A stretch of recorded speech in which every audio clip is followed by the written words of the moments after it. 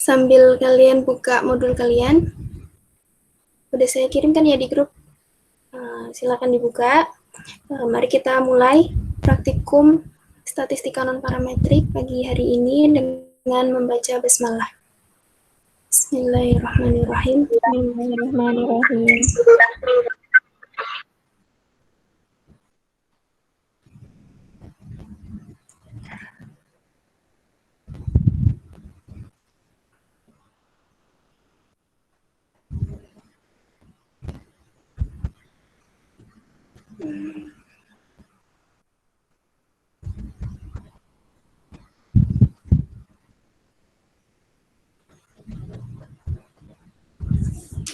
Share screen.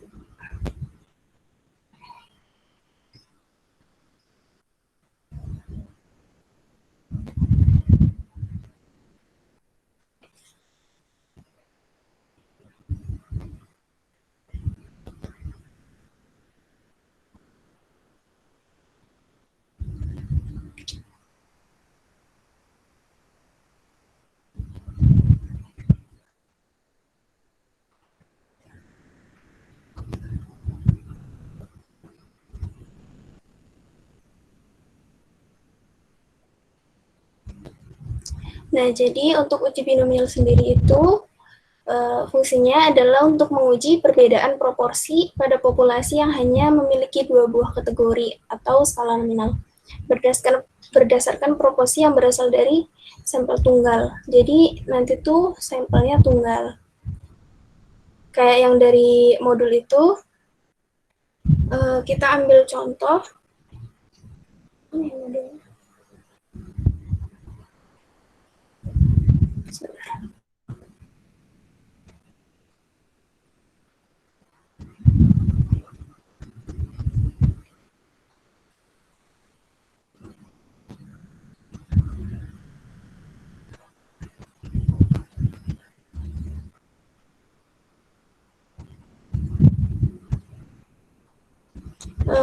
Contoh yang pertama itu kita ingin menentukan apakah sebuah dadu mendarat di angka 3 selama 1/6 pelemparan, yaitu Anda melempar dadu 24 kali dan dadu mendarat di angka 3 sebanyak 9 kali. Nah, kita akan melakukan tes binomial untuk menentukan apakah dadu benar-benar mendarat di angka 3 selama 1/6 lemparan. Jadi nanti itu H0-nya hasilnya itu akan sama dengan atau gini, mu1 sama dengan mu2, di mana kemungkinan keluarnya itu akan sama dengan yang kita perkirakan gitu, yaitu angka 3 muncul sebanyak 9 kali selama 1/6 pelemparan. Terus untuk H1-nya itu setidaknya ada satu kemungkinan yang mengatakan bahwa dadu tidak mendarat di angka 3 selama 1/6 pelemparan. Gitu. Kita coba ke R-nya aja.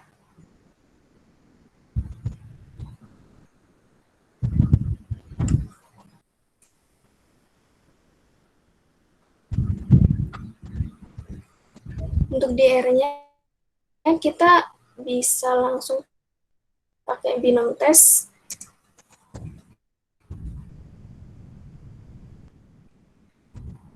Binom tes.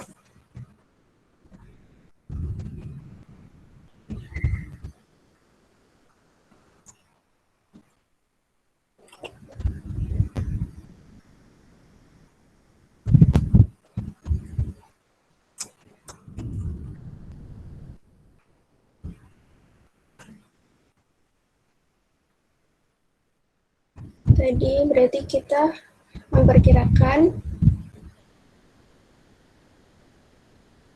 angka 3 itu keluar sebanyak 9 kali.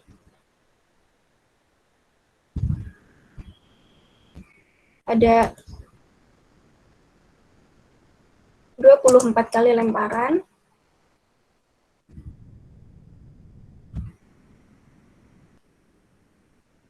Karena dadu itu ada 6 buah mata, dadu, jadi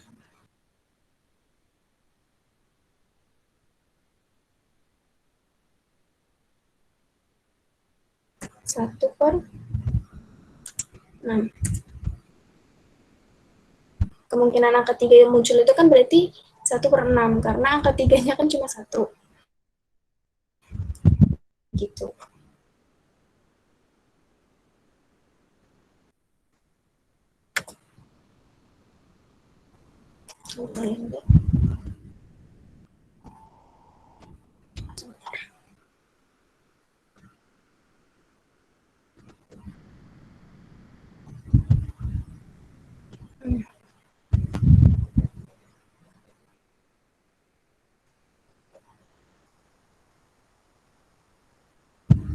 Nah, hasilnya di sini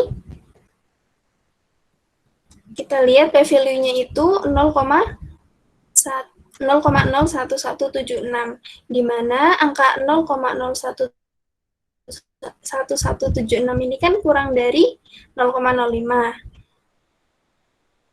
Sehingga H0-nya itu ditolak. Atau dengan kata lain, tidak ada bukti bahwa dadu mendarat di angka 3 selama 1/6 pelemparan gitu. Terus kita coba lagi yang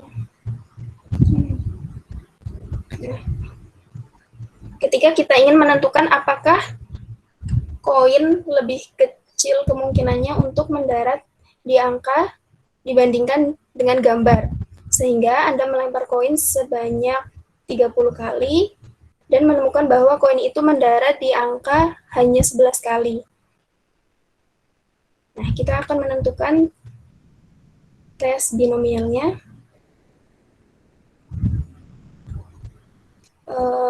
Untuk menentukan apakah koin sebenarnya lebih kecil kemungkinannya untuk mendarat di angka dibandingkan dengan gambar.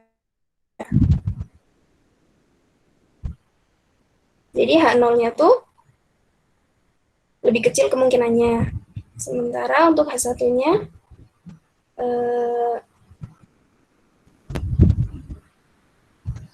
lebih kecil.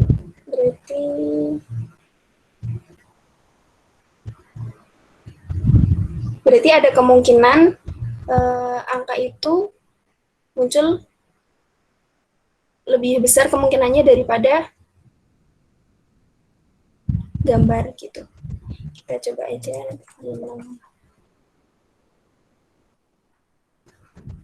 Yes.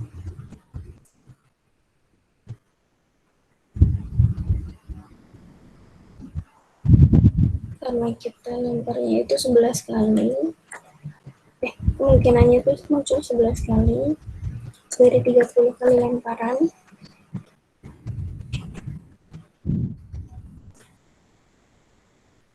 Karena kemungkinannya hanya ada 2, angka dan gambar, jadi kita beri itu 0,5 atau setengah. Nah, kita pakai alternatif.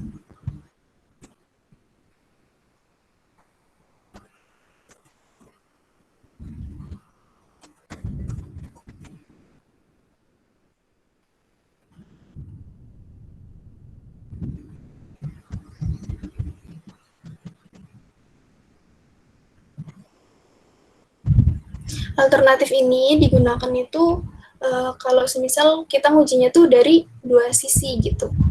Nah, kita ini mau uji dari pihak kiri, jadi kita pakainya yang alternatif less. Kalau dari pihak kanan, kita pakainya alternatif greater gitu.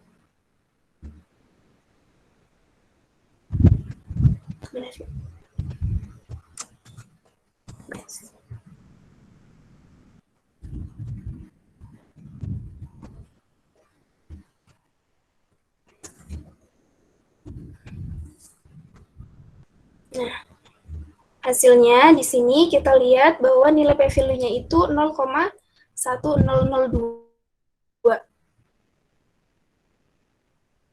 di mana 0,1002 ini kan lebih dari 0,05. 0,05 itu kan taraf signifikansi, berarti karena ini lebih dari, berarti H0 diterima. Atau kita gagal untuk menolak hipotesis 0. Berarti tidak cukup bukti untuk mengatakan bahwa koin lebih kecil kemungkinannya untuk mendarat di angka dibandingkan dengan gambar. Kayak gitu. Paham nggak? Ada yang mau ditanyakan?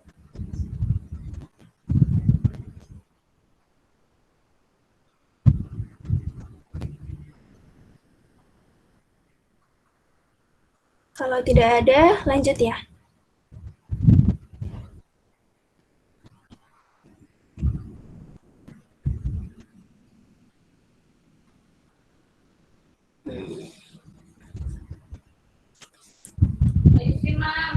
Ya.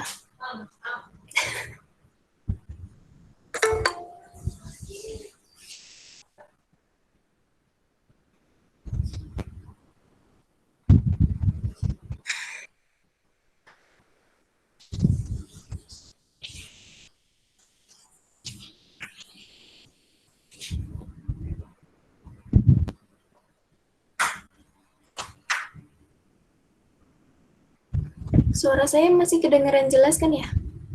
Masih, Mbak.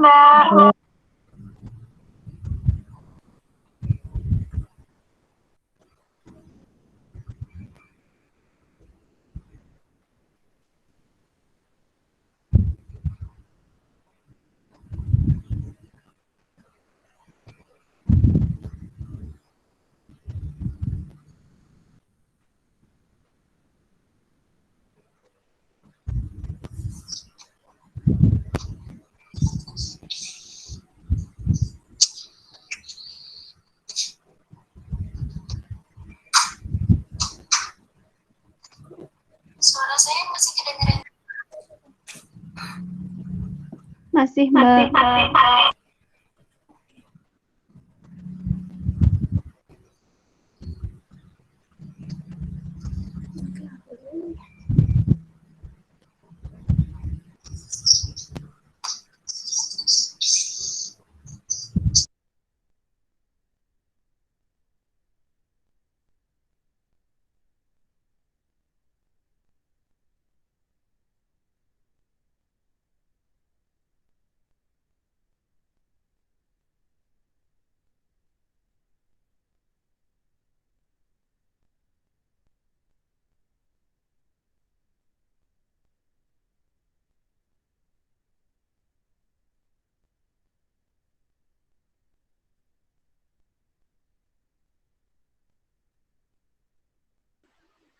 Maaf ya teman-teman.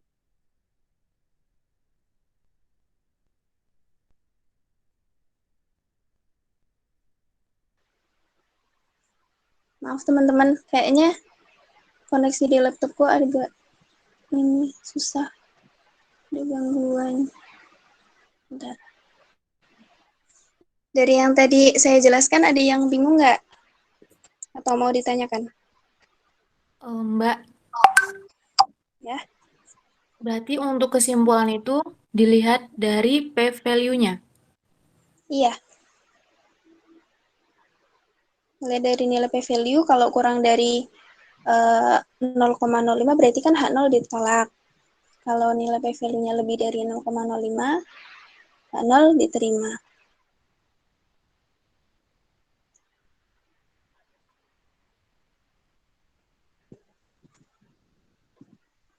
Untuk hipotesisnya itu H0 mu1 sama dengan mu2, atau kemungkinan yang kita harapkan, misal dari soalnya nih, kita ingin membuktikan kalau kemungkinan angka untuk keluar itu lebih kecil daripada gambar gitu kan, itu jadi H0 gitu. Terus untuk H1-nya itu berarti kita menolak kemungkinan itu gitu. Minimal ada satu kemungkinan untuk menolak bahwa angka keluar itu kemungkinannya lebih kecil daripada gambar gitu.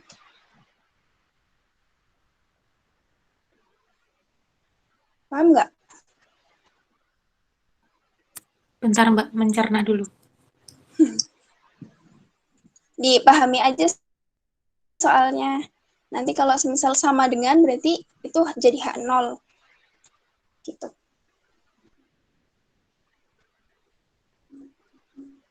Sama dengan kemungkinan yang diharapkan.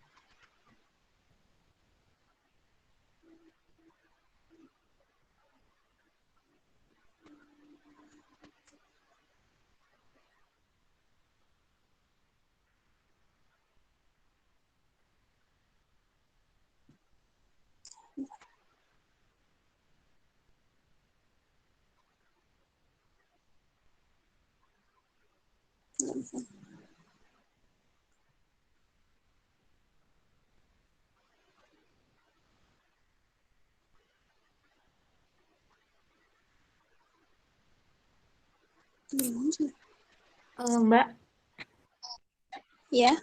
berarti ini untuk menentukan ujinya dia dua sisi kanan atau kiri itu, kalau misalnya dua sisi sama dengan, kalau kiri itu berarti kurang dari, dan besar itu sama, kalau lebih besar itu berarti uji kanan gitu Mbak?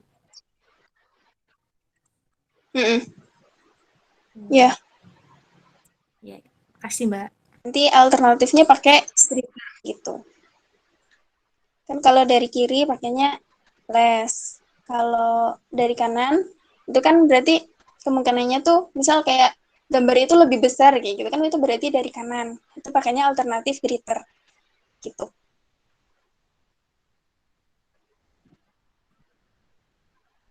Begitu. Iya Mbak, makasih Mbak. Oke, sama-sama.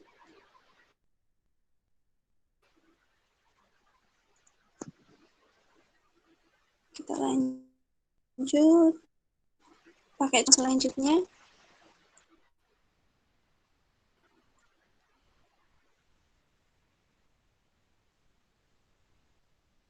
Nah, kita punya contoh mana sih?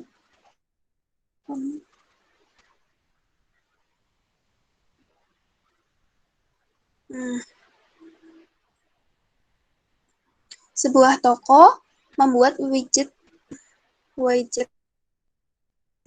dengan efektivitas 80%. Mereka menerapkan sistem baru yang mereka harapkan akan meningkatkan tingkat efektivitas. Mereka secara acak memilih 50 widget dari proses produksi baru-baru ini dan menemukan bahwa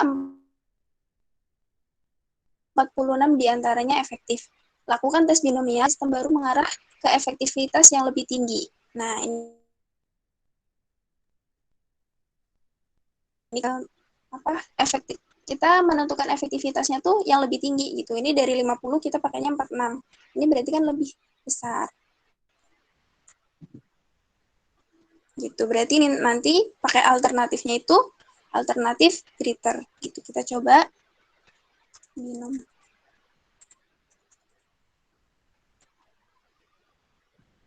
Tes.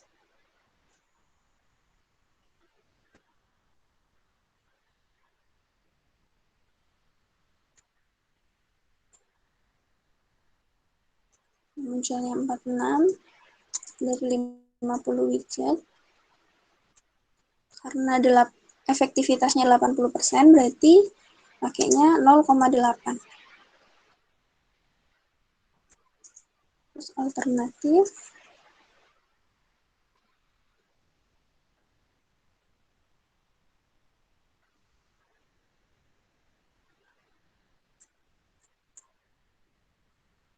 greater.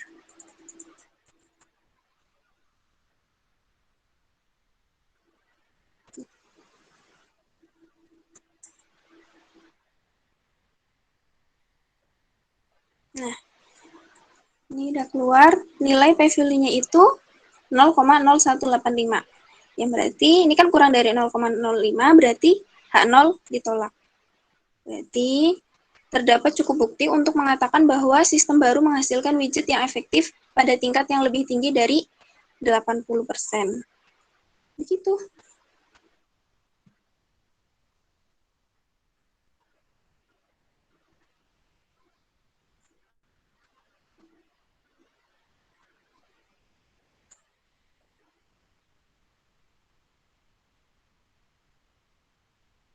Ada yang mau ditanyakan?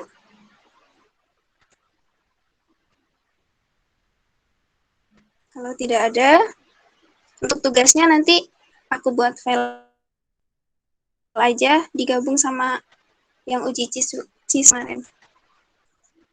Kira-kira waktunya mau berapa lama buat ngerjain laporan? Seminggu. Seminggu, Mbak. Seminggu, Mbak. Soalnya ini kan oke.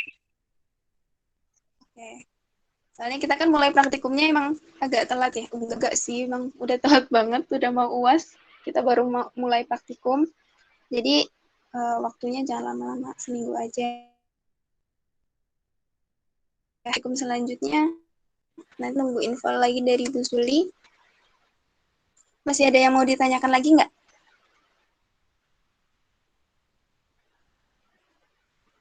Kalau nggak ada, boleh saya tutup? Bisa, Mbak.